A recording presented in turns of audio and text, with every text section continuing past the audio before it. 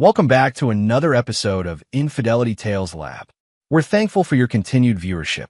Before we begin, tell us, where in the world are you watching from? We love knowing our global reach. Now, let's dive into today's story. Chapter 1, Homebound. Staff Sergeant Boyd Riker stared out the airplane window as snow-covered landscapes gave way to the twinkling lights of suburban America.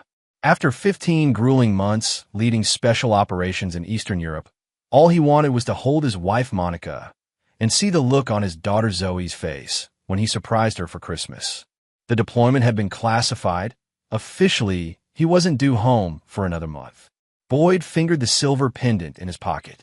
He'd commissioned it from a local artisan in Krakow, a delicate piece with 3 intertwined bands representing himself, Monica, and Zoe. 20 years of marriage hadn't dimmed his love for Monica, even through the strain of multiple deployments. "You look like a man with somewhere important to be," said the older gentleman beside him. Boyd smiled. "Home. 15 months away. Surprising my family for Christmas. Military." When Boyd nodded, the man extended his hand. "Frank Pearson. My son served 2 tours in Afghanistan. Thank you for your service." They chatted as the plane descended. Frank was a retired judge who spoke of his children with pride, particularly his son who had struggled after returning from combat. "Family's everything," Frank said. "But coming home, it can be complicated. People change when you're gone." Boyd nodded politely, but inwardly dismissed the concern. He and Monica had weathered longer separations. Their weekly video calls had been affectionate, though sometimes brief due to her increasing responsibilities at the hospital where she worked as a nurse administrator.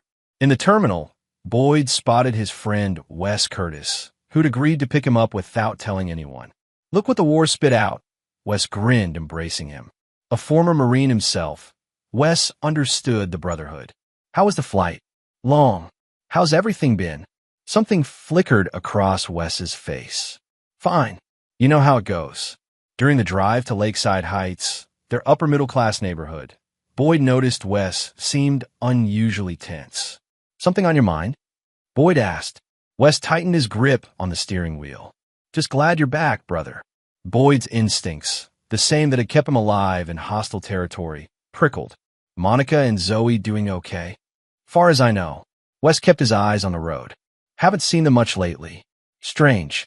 The families have been close for years." They pulled onto Oak Ridge Drive, and Boyd's heart quickened at the sight of his colonial-style home, decorated with tasteful Christmas lights. Not extravagant, but welcoming. The lights were on, meaning someone was home. "Wanting to come in?" Wes asked an unusual offer. "Nah, I've got this." "Thanks for the ride." Boyd grabbed his duffel and walked up the familiar path, noticing small changes. New landscaping, a different welcome mat. The door painted a deep burgundy instead of navy blue. Monica must have been busy. He considered ringing the doorbell, but decided against it. It was his home, after all. He unlocked the door with his key and stepped inside. The entryway had been remodeled. Gone are the family photos that once lined the wall. Instead, abstract artwork hung in their place. The air smelled of unfamiliar cologne. "Hello," Boyd called out, dropping his bag.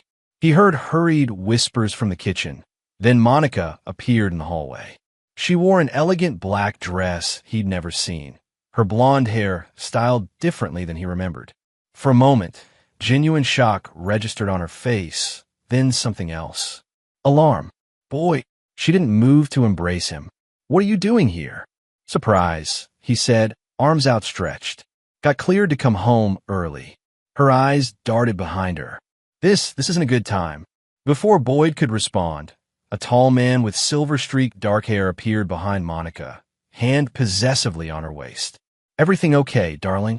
Boyd's world tilted. "Who's this?" Monica straightened, composing herself. "I'm sorry. I think you have a wrong house." The blood in Boyd's veins turned to ice. "What?" "I said, I think you have the wrong house." Her voice was steady, eyes challenging. Boyd looked between them, noticing the man's expensive watch, the unfamiliar furniture, the complete absence of any evidence that he had ever lived there. "Monica, what the hell?" "I'm calling security if you don't leave," the man said, pulling out his phone. Boyd's military training kept him from physically reacting, But inside, something fundamental shattered. Without another word, he picked up his bag and walked out. Chapter 2. Revelations. Boyd sat in Wes's truck, parked a block away from what he'd thought was still his home, trying to process what had just happened. His phone buzzed, Zoe calling. "Dad."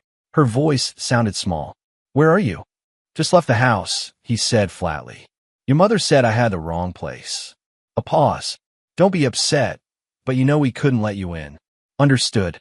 Military brevity, hiding the hurricane inside him. "It's just complicated right now. We didn't expect you until January." Boyd said nothing, and in the silence, Zoe apparently forgot to hang up. He heard her speaking to someone else. "It's fine. I handled it." "No, he left." "Well, what was I supposed to say?" "He still thinks helping with rent means he's automatically included." Boyd sat in shock, listening to his daughter laugh with someone, her mother, possibly the strange man, at his expense. He ended the call and turned to Wes, who was watching him with a grim expression. "You knew," Boyd said. "Not a question." Wes sighed heavily. "I suspected. Things haven't looked right for months. Monica's been seen around town with some hotshot doctor. I didn't want to tell you while you were deployed. What good would it have done?" "How long?" "The guy moved in about 6 months ago. Dr. Lawrence Reed, new chief of surgery at County General. I tried to talk to Zoe about it once, but she shut me down. Said you and Monica had an arrangement." Boyd's laugh was hollow.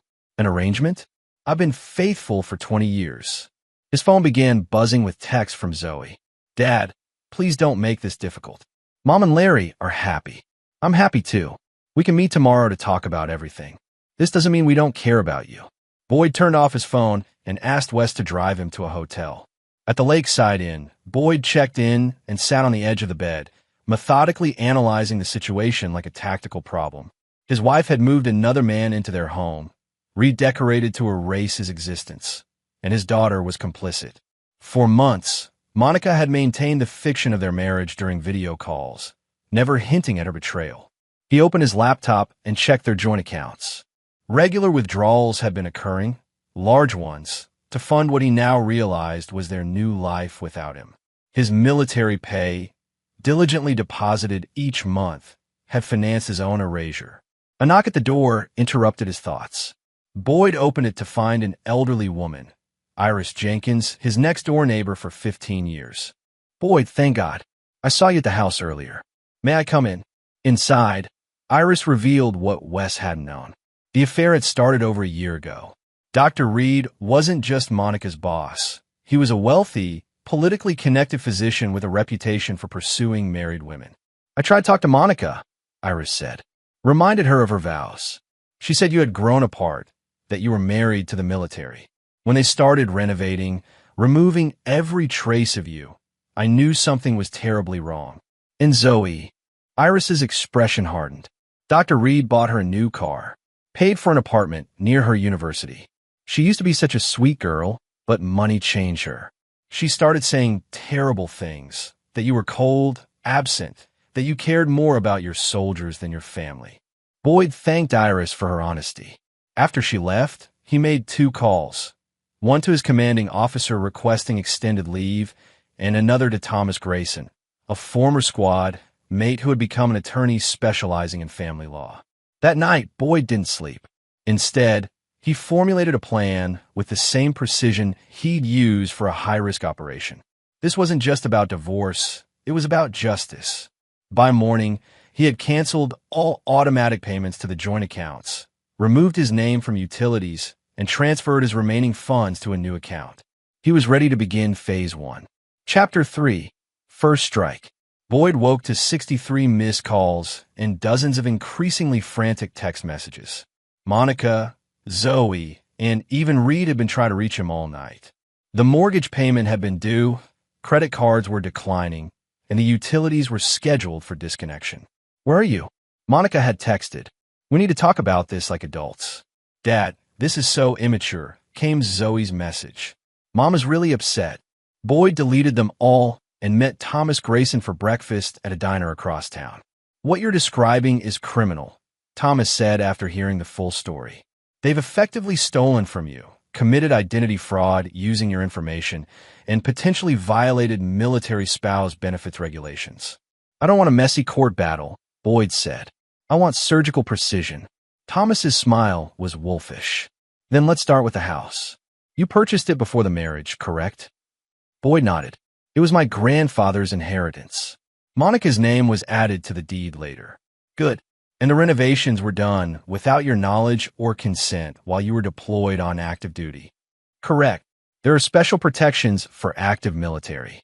We can file for an emergency injunction today. They'll be legally prohibited from selling assets or making further changes to the property. By noon, the legal paperwork was filed. Boyd's next stop was the hospital where Monica and Reed worked. He didn't go inside, but sat in a rental car watching the entrance. At 2:13 p.m., he saw them emerge together, Monica looking stressed as they hurried to Reed's Mercedes. Boyd followed at a distance, observing their routine. They stopped at an upscale restaurant. Clearly regular customers greeted warmly by staff. After lunch, Reed returned to the hospital while Monica drove to a spa. Boyd continued surveillance, gathering information, noting patterns. Later that afternoon, he visited Zoe's apartment near Westlake University. He didn't announce himself, but watched from across the street as she emerged with friends, laughing, getting into the new BMW that Reed had purchased. Her carefree demeanor told him everything. That evening, Boyd met with another former military contact, Damon Walsh, who now worked in digital security. What you're asking for is technically legal, Damon said, but ethically gray. I need to know what I'm dealing with, Boyd insisted.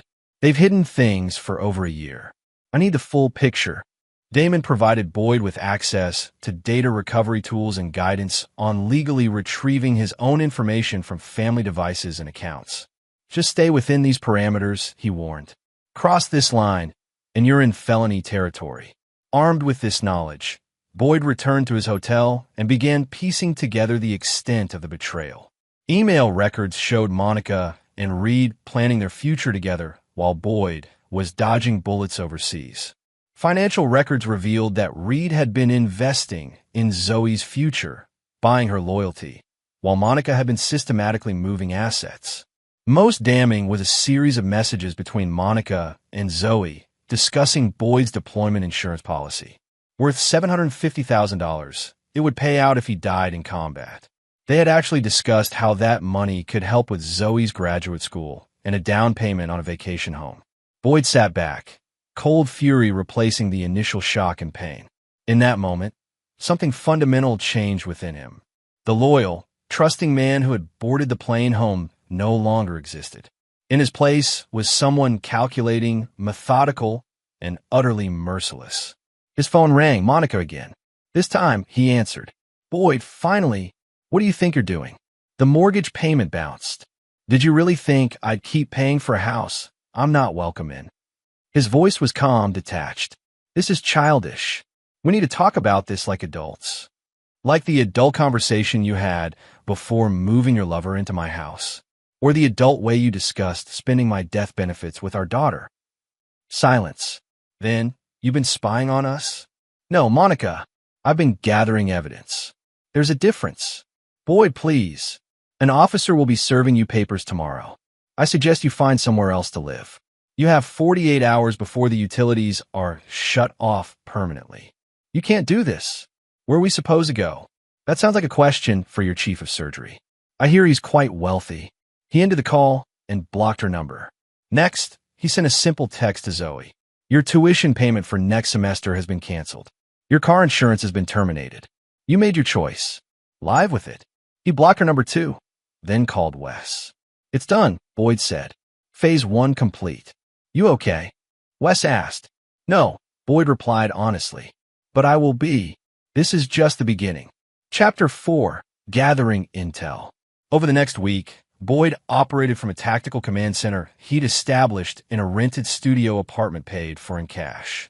Walls covered with information, financial records, photographs, timelines, resembled the intelligence operations he'd run overseas. The difference? This time, his targets were his own family. Thomas Grayson arrived with updates. The emergency injunction was granted. They can't sell the house or any major assets. Monica tried to empty the remaining joint accounts, but our freeze beat her by hours. How are they responding? Panic. Reed's attorney called mine, trying to negotiate. Apparently, they're staying at the Westlake Hotel, $600 a night. Reed's not as liquid as they thought. Much of his wealth is tied up in investments and property. Monica's discovering that her boyfriend isn't quite the white knight she imagined. Boyd nodded, unsurprised. And Zoe returned to student housing after her apartment lease was terminated. She's filed for emergency financial aid. Her boyfriend dumped her when the BMW was repossessed. This gave Boyd no satisfaction. Despite everything, part of him still saw Zoe as his little girl. But she had made her choice, chosen comfort and luxury over loyalty, and would face the consequences. A knock at the door revealed Iris Jenkins with a home-cooked meal and new information. They came back for clothes and personal items, she reported. Monica was hysterical when she found her jewelry missing from the safe. Not missing, Boyd clarified. Relocated to a secure deposit box. Items purchased with joint funds are subject to division. Well, she didn't see it that way. Called the police, claimed robbery. Boyd smiled thinly. Did the officers enjoy viewing the legal documentation I left on the counter? They did not take a report. Iris confirmed with satisfaction. After she left, Boyd received a call from another contact, Layla Santos, a nurse who worked under Monica at the hospital. I found what you were looking for, she said. Reed's previous position in Boston, he left under a cloud. Sexual harassment allegations from 3 nurses, all settled out of court with NDAs. The hospital buried it to avoid scandal, but the records exist. And Monica's advancement, her promotion to administrator, came 2 weeks after their relationship began. 3 more qualified candidates were passed over. Boyd thanked her for the information. Layla had approached him after hearing about the situation. She'd experienced Reed's inappropriate behavior firsthand and had been demoted after rejecting him. That evening, Boyd visited County General's board chairman, Richard Hargrove, a Vietnam veteran whose son Boyd had served with in his first deployment. I was sorry to hear about your situation, Hargrove said, inviting Boyd into his study. Monica was always so supportive at military family events. Hard to believe she'd do this. People surprise you, Boyd replied. I'm not here about my marriage, though. I'm concerned about the hospital's liability. He presented the evidence of Reed's pattern of behavior and Monica's questionable promotion. Hargrove's expression darkened as he reviewed the documents. The board has been insulated from these issues. Reed charmed his way past our vetting. If what you're showing me is accurate, we have serious exposure. I don't want to damage the hospital, Boyd assured him. It serves our community. But Reed's predatory behavior and abuse of power need addressing. Hargrove nodded grimly. Leave this with me. The board meets tomorrow. As Boyd prepared to leave, Hargrove asked, What do you want out of this, son? Revenge. Boyd considered the question. Justice, he finally said, and to ensure they never profit from betrayal. The next day, Boyd received an unexpected visitor at his temporary apartment. Trevor, Monica's younger brother, whom Boyd had always been close to. I just found out what happened, Trevor said, visibly uncomfortable. Monica told the family you'd had a breakdown, that you were threatening her. I knew something didn't add up. How did you find me? Wes. I cornered him at his shop. Trevor shifted nervously. Look, there's something you should know. Reed's been pressing Monica to go after your military pension. He's got a friend in family court, Judge Phillips. They play golf together. Boyd's expression remained neutral, but internally, his resolve hardened further. Thanks for the warning. What are you going to do? What I was trained to do. Identify the threat. Neutralize it. With precision. After Trevor left, Boyd called Thomas with new instructions, then contacted another former squad member, Victor Ramirez, now a private investigator specializing in judicial misconduct. Judge Phillips, huh? Victor said. Interesting timing. I've had my eye on him for a client. There's a pattern of favorable rulings for certain attorneys, including Reed's lawyer. Nothing concrete enough for the Judicial Review Board yet, but where there's smoke, find a fire, Boyd instructed. Whatever it costs. By week's end, Boyd had compiled dossiers on everyone involved in his systematic erasure. Not just Monica, Reed, and Zoe, But the contractors who had renovated his home, the bankers who had processed suspicious transactions, even Zoe's friends who had helped conceal the truth, each would face consequences proportionate to their involvement. Boyd wasn't interested in collateral damage, only precise, targeted justice that would leave no doubt about the cost of betrayal. Chapter 5. Counteroffensive. On day 12 of Boyd's campaign, Dr. Lawrence Reed was called to an emergency board meeting at County General. He arrived confident, unaware that Richard Hargrove had spent the week quietly interviewing staff and reviewing personnel records. Reed emerged 3 hours later, ashen-faced, security escort at his side, carrying a cardboard box of personal items. His surgical privileges had been suspended pending investigation. His hospital-sponsored luxury apartment would need to be vacated within 30 days. Monica, waiting in the parking lot, watched in disbelief as Reed threw the box into his trunk and punched the roof of his car. "What happened?" she demanded. "Hargrove happened. That sanctimonious bastard ambushed me with harassment complaints going back 3 years. Someone's been digging, pulling records from Boston, interviewing staff behind my back." Monica's blood ran cold. "Boy, who else?" Reed snapped. "Your husband's been systematically dismantling our lives while we've been playing defense." That afternoon, they met with Reed's attorney, Calvin Porter, in his downtown office. "The situation is deteriorating," Porter admitted. "The house is untouchable due to the injunction. Reed's position is compromised. Monica, your job is likely next if the hospital investigation expands to nepotism." "This is absurd," Monica protested. "Boyd abandoned us emotionally years ago. His deployments were voluntary after the first 2. He chose the military over us repeatedly." "Courts don't rule on emotional abandonment," Porter explained patiently. "They look at financial support, which he provided consistently, and at infidelity, which, forgive my bluntness, you've admitted to." "What about Zoe?" Reed demanded. "Use her. Boyd wouldn't hurt his daughter." Monica hesitated.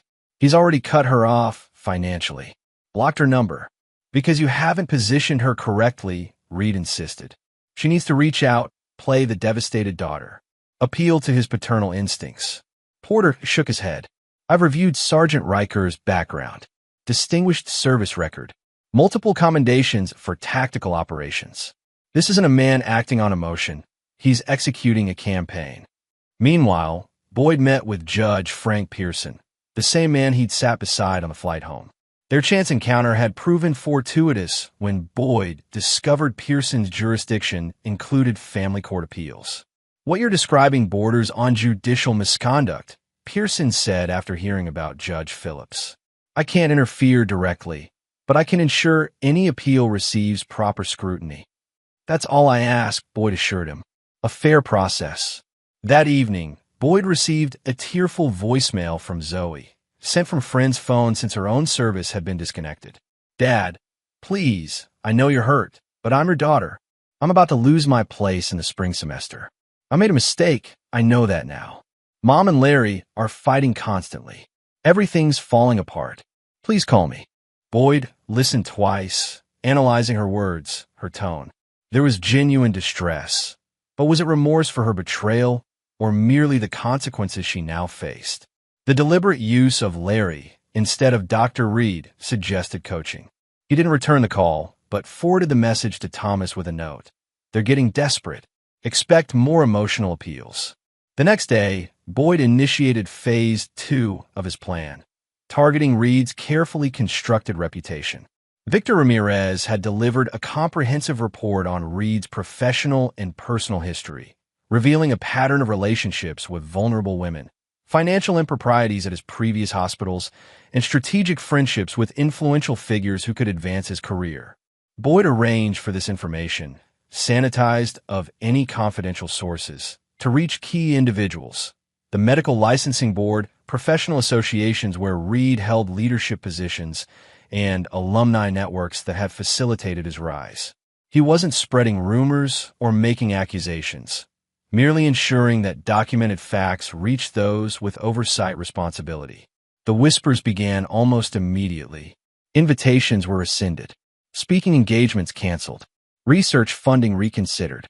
Reed's carefully cultivated image began unraveling thread by thread.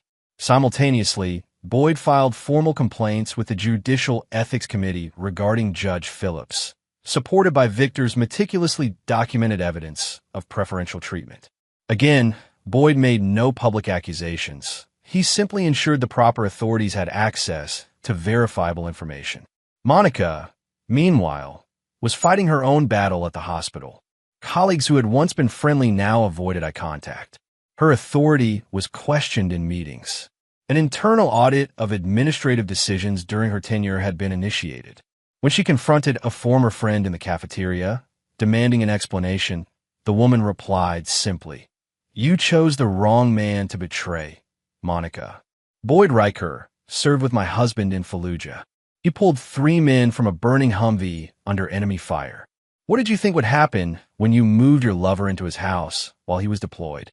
That night, Monica found herself alone in their hotel suite, Reed having stormed out after another argument.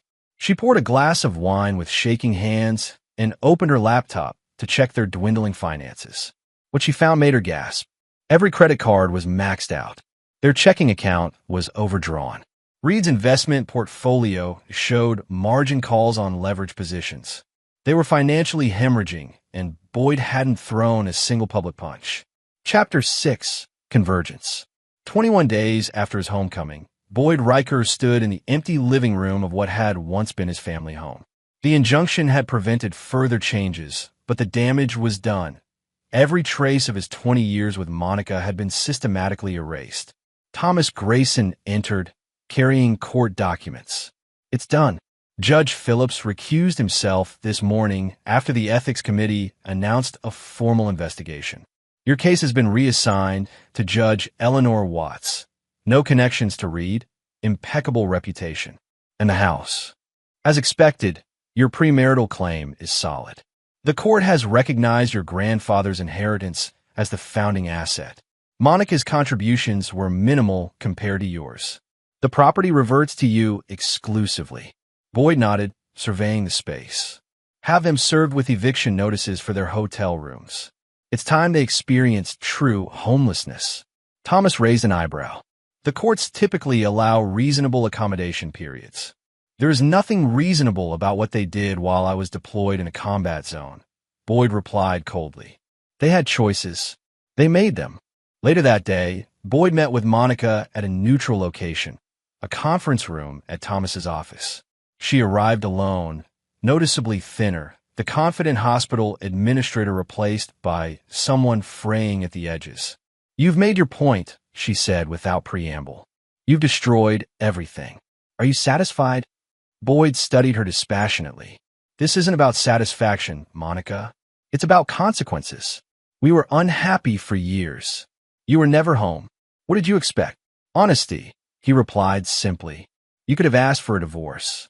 Instead, you orchestrated my replacement while taking my money. You involved our daughter in your deception. You discussed how my death would benefit your financial future." Monica paled. "How did you?" "It doesn't matter. What matters is that by this time tomorrow, you'll have no access to the house, no position at the hospital, and no hotel room.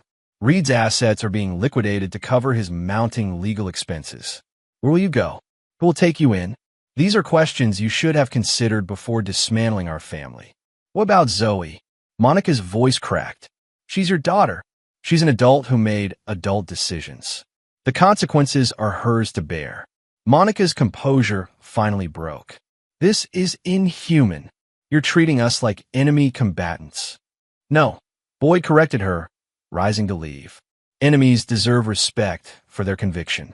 You're opportunists who miscalculated. There's a difference." As Boyd walked out, Monica called after him, "I want to speak to Zoe. I need to know she's okay." Boyd paused at the door. "You should have thought about her welfare before teaching her that loyalty is conditional and love is transactional." That evening, Boyd finally agreed to meet with Zoe at a coffee shop near campus. She looked exhausted, wearing wrinkled clothes, her usual polished appearance gone. "Dad," she began, eyes watering. "Staff Sergeant Riker," he corrected her, "since we're no longer operating as family." Zoe flinched.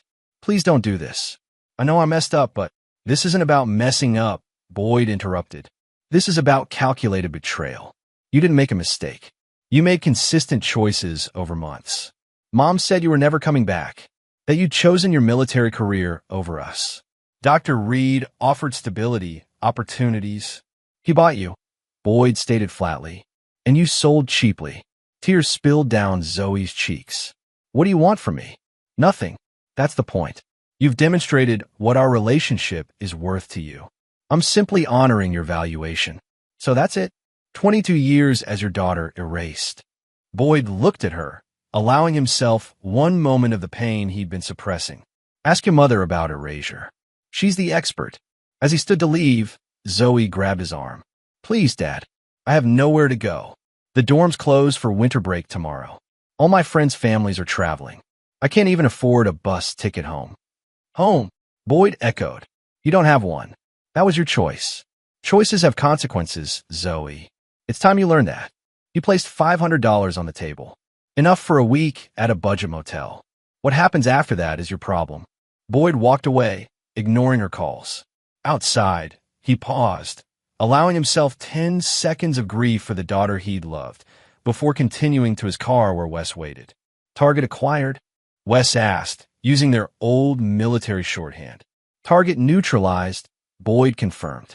Ready for the final phase. Chapter 7. Collapse. Christmas Eve arrived with heavy snow blanketing the city. Boyd spent the morning meeting with Richard Hargrove at County General's administrative offices. The board has reached its decision, Hargrove informed him. Dr. Reed's contract will not be renewed. The investigation found sufficient evidence of professional misconduct, though he's negotiated a resignation rather than termination. And Monica? Administrative leave pending review. The nepotism case is clear-cut. Boyd nodded, gazing out at the hospital grounds where he had once met Monica for lunch dates during their happier years. Will the hospital survive the transition? I never wanted collateral damage. We'll recover, Hargrove assured him. Reed's departure creates an opportunity for genuine leadership.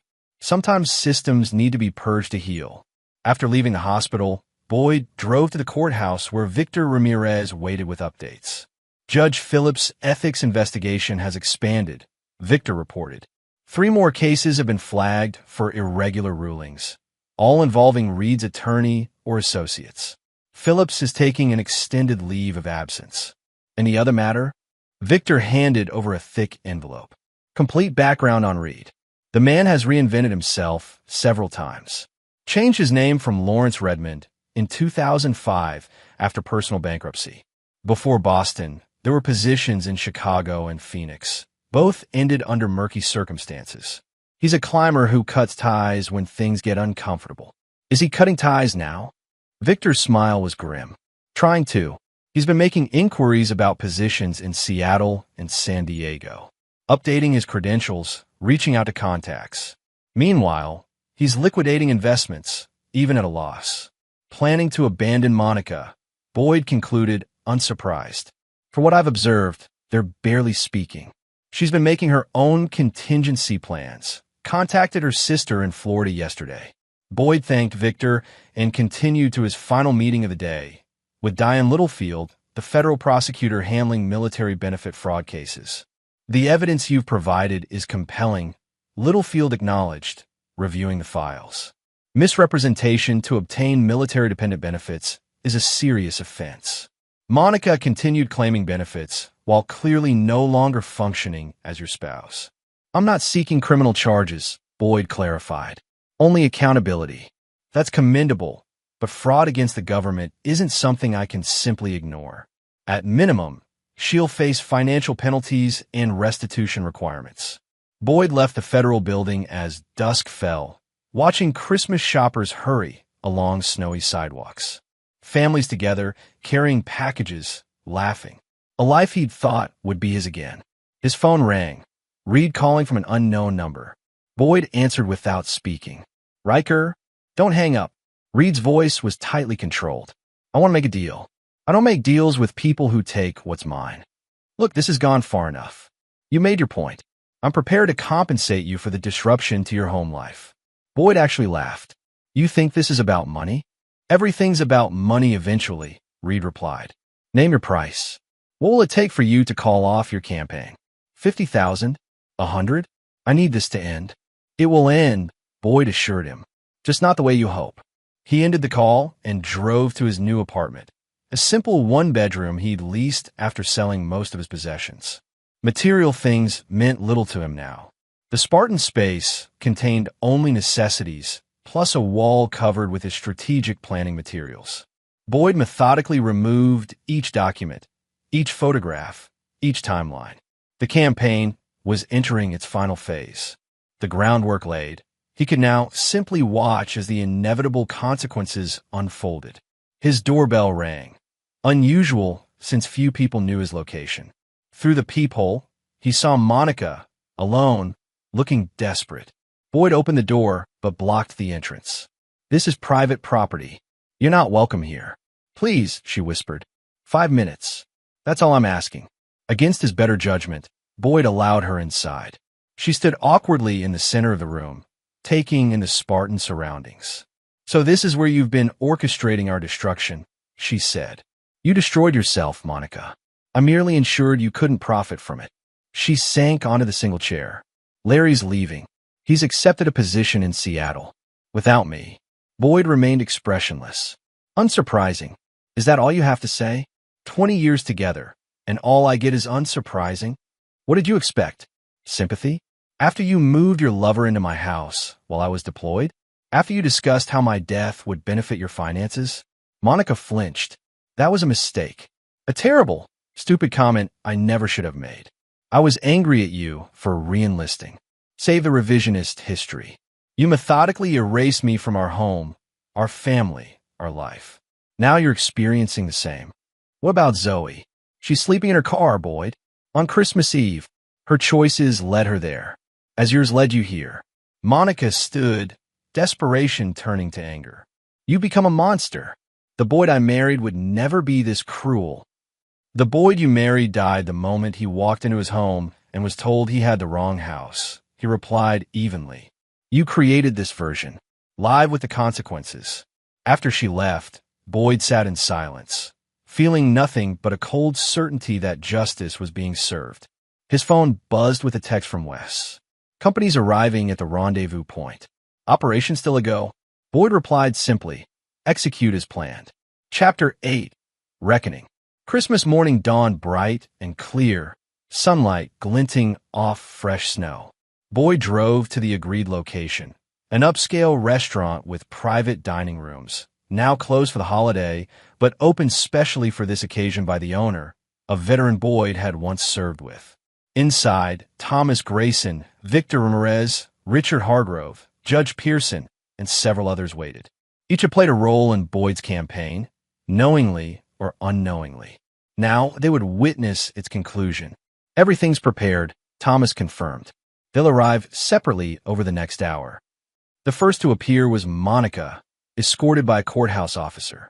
Her confusion at the formal summons turned to shock when she saw Boyd at the head of the table. What is this? She demanded. Please be seated, Mrs. Riker, the officer instructed. All will be explained when the other parties arrive. Next came Reed, similarly escorted and equally bewildered. He avoided eye contact with Monica, taking a seat at the opposite end of the table. Finally, Zoe arrived, looking exhausted and disheveled. Seeing both her mother and Reed, she hesitated at the doorway until the officer gently guided her to a chair. Once all were seated, Boyd spoke. Thank you for coming. Considering the season, I thought it appropriate to gather everyone involved in this situation. Is this some kind of sick revenge fantasy? Reed interrupted. Because I've already contacted my attorney. Your attorney declined to represent you further this morning.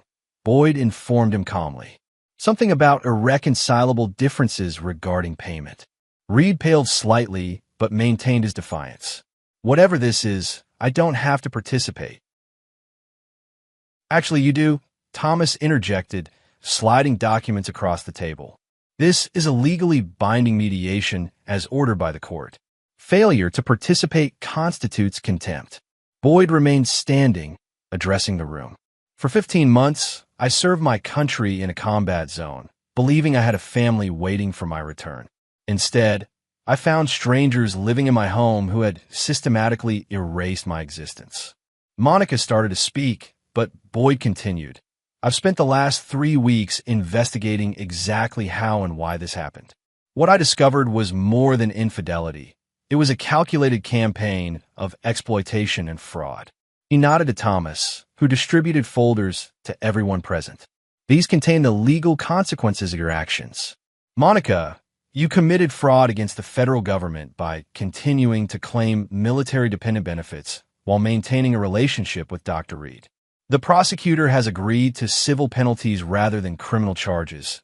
You'll find the settlement agreement on page 3. Monica's hands trembled as she opened the folder. Dr. Reed, the medical board has completed its review of your conduct at County General and your previous institutions. Their findings and sanctions are detailed in your documents, along with the terms of your separation from the hospital. Reed's face flushed with anger. This is a witch hunt. I've done nothing illegal. Unethical isn't always illegal, Richard Hargrove noted calmly. But in healthcare, it's equally damaging. Boyd turned finally to Zoe. Your folder contains different documents. The deed to a small apartment I've purchased near campus transferred into your name. Tuition for your final 3 semesters, paid in advance directly to the university. And a modest monthly allowance. Enough to live on, not enough for luxury. Zoe looked up in confusion. I don't understand. You betrayed me, Boyd stated simply, but you're still my daughter. I won't see you homeless or uneducated. What you do with this second chance is entirely your decision. The room fell silent as each person absorbed the implications of their documents. Finally, Reed spoke, his voice tight with controlled fury. So that's it. You've systematically destroyed our professional reputations, our relationship, our financial security, and now you're playing the magnanimous victor? No, Boyd replied. I've ensured appropriate consequences for dishonorable actions. Nothing more. Monica looked up from her papers, face ashen. These penalties will take years to pay off. Yes, Boyd agreed. Approximately the same number of years I committed to our marriage while you were planning its dissolution. And what about you? She challenged. Do you face no consequences in this perfect justice system you've created? Boyd's expression softened slightly, the first crack in his armor. My consequences began the moment I walked into our home and was told I had the wrong house. I lost my family, my history, and my future in an instant. The difference is I didn't deserve my punishment. You earned yours. Zoe pushed her folder away. I can't accept this. Not after how I treated you. You're not accepting it as a gift, Boyd clarified. You're accepting it as a responsibility. Sometimes the heaviest consequence is having to live with what you've done while being given the opportunity to do better. As the initial shock wore off, the discussion turned to practical matters. Thomas explained the legal frameworks, timelines, and obligations. Victor detailed the evidence supporting each determination. Judge Pearson ensured procedural correctness. Throughout, Boyd remained impassive, watching as the reality of their new circumstances settled over Monica, Reed, and Zoe. This wasn't the emotional confrontation they had perhaps expected. No shouting, no recriminations, no opportunity for dramatic apologies or promises to change. This was the cold, methodical dismantling of the future they had planned at his expense. As the meeting concluded, Boyd addressed them one final time. This ends my involvement in your lives. The legal mechanisms are in place. The consequences will unfold regardless of my presence. You're each free to rebuild as best you can. Reed was the first to leave, avoiding eye contact with Monica, already mentally cutting ties. Monica lingered, seeming smaller somehow. The confident woman who had dismissed Boyd from his own home, now facing years of financial recovery and professional uncertainty. Was any of it real?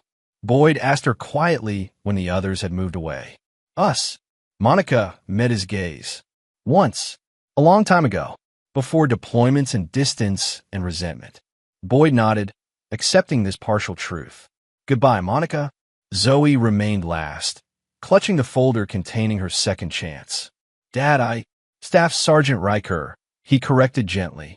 We're not there yet, Zoe. Maybe someday.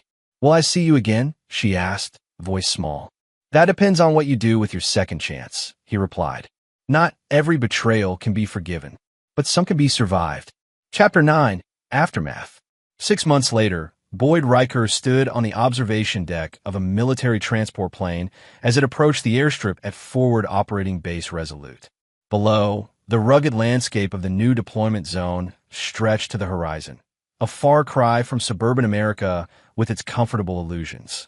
Ready for this, Staff Sergeant? Asked Captain Alicia Mendez, his new commanding officer.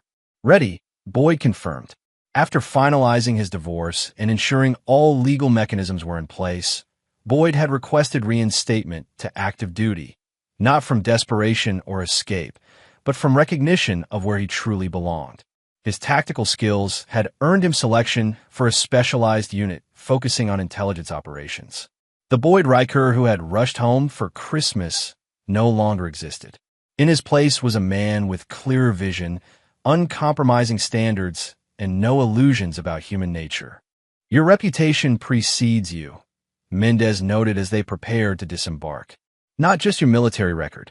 Word gets around about how you handled your personal situation. Boyd said nothing, letting the comment hang in the air. Some might call it excessive, she continued. I call it instructive. Consequences matter. Back in the States, those consequences continued to unfold. Monica had relocated to Florida, living with her sister while working entry-level administrative jobs, her healthcare career effectively over. The financial penalties from her fraudulent benefits claims would follow her for a decade. Lawrence Reed had secured a position at a small practice in Seattle, a significant step down from his chief of surgery ambitions. His professional reputation remained tarnished, his opportunities limited. The carefully constructed facade that had attracted Monica had crumbled under scrutiny. And Zoe had made unexpected choices. After a period of reflection, she had changed her major from business to psychology, focusing on military family support systems. She maintained the modest apartment Boyd had provided, but had taken a part-time job to supplement the allowance, developing a work ethic she'd previously lacked. She sent Boyd monthly emails, never expecting responses, but providing updates on her progress, acknowledging her failings, documenting her efforts to understand the damage she had participated in. Boyd read each one, but never replied. Some betrayals cut too deep for simple reconciliation. The transport plane touched down with a jolt, bringing Boyd back to the present moment. As he gathered his gear, Wes Curtis appeared at the cargo bay, grinning. Look what the war spit back, Wes said, echoing their greeting from months ago. The two men embraced briefly. Wes had pulled strings to join Boyd's new unit, understanding his friend needed loyal people around him. How's civilian life? Boyd asked as they walked toward the base. Overrated, Wes replied. Too many people taking too much for granted. And Iris? How's she doing with the house? After reclaiming his property, Boyd had rented it at a nominal fee to Iris Jenkins, whose kindness had been a rare bright spot in the darkness. She maintained it beautifully, sending occasional photos of improvements she'd made to the garden. Thriving, Wes reported. Neighborhood watches her back. Nobody mentions Monica or Reed. As they reached the command center, Boyd received a notification, an email from Thomas Grayson with an unexpected update. Reed had abandoned Seattle, leaving behind mounting debts. He'd attempted to secure positions at 3 other hospitals, but background checks had revealed the pattern Boyd had exposed. Some actions created ripples that continued long after the initial stone had sunk from sight. That night, alone in his quarters, Boyd unpacked the few personal items he'd brought. Among them, a small silver pendant with 3 intertwined bands, the gift he'd never had the chance to give. He studied it briefly before placing it in a secure box with his will and other important documents. The man who had commissioned that pendant was gone, replaced by someone harder but clearer-eyed. Boyd Riker had learned the most important tactical lesson of his life. Loyalty was not a given, love was not guaranteed, and the most dangerous threats often came from those closest to you. His phone buzzed with a final message before communications would be limited, Zoe's monthly update. This one was different. I don't expect forgiveness. Some things can't be undone. But I want you to know I understand now what I threw away. Not just financial security or family stability, but integrity itself. Mom called yesterday, asking for money. I declined. Some lessons I learned from you after all. Stay safe, wherever you are. Boyd read it twice, then deleted it without responding. Perhaps someday he would find room for reconciliation, but that day was not today. Today was for the mission, for the brothers in arms who had never betrayed his trust, for the clear certainty of purpose that had replaced the illusions of domestic life. He stepped outside into the cool night air of the base, looking up at stars unclouded by city lights. Somewhere across the world, his former family was living with the consequences of their choices. He had ensured that justice, if not forgiveness, had been served. It was enough. In the command center, Captain Mendez was assembling the team for their first briefing. Boyd Riker straightened his uniform and walked toward his future, leaving the ghosts of betrayal behind. Not forgotten, but no longer defining him. Some men broke under betrayal. Others were forged by it into something stronger, more resolute, uncompromising. Boyd Riker had chosen the latter path, and he would never look back again. And there you have it. Another story comes to an end. What did you think? I'd love to hear your thoughts in the comments below. If you enjoy this story, consider joining our community by subscribing. It means the world to us. For more stories like this one, check out the recommended videos on screen. And I'll see you there.